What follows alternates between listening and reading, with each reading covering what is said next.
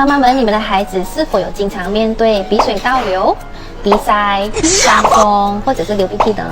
严重的话还会影响睡眠。鼻水倒流也导致小孩子很难呼吸。其实啊，只要是这些问题提早解决、提早治疗的话呢，就会越早康复的。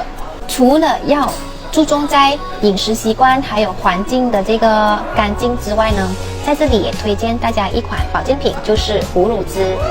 虎乳汁呢是大马国宝虎乳汁，在大马已经有400多年的药用历史。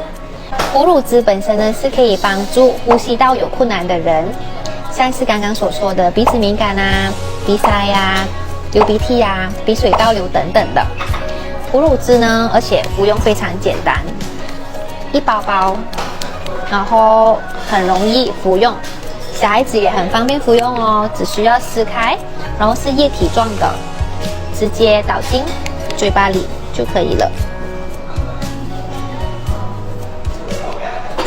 小孩子的话呢，吞药可能会比较麻烦，或者是老人家的话，那就这个液体状的话就非常方便咯。很多顾客呢，在服用了3个礼拜到1个月，都会很明显看到早上起来鼻子敏感已经减少了很多，晚上鼻水倒流也减少了很多，然后也帮助到睡眠。除此之外，也可以提高免疫力系统。如果是咳嗽啊，或者是肺部不好的人，也可以服用虎乳汁哦。想要了解更多关于虎乳汁，可以联系我，我是黄飞。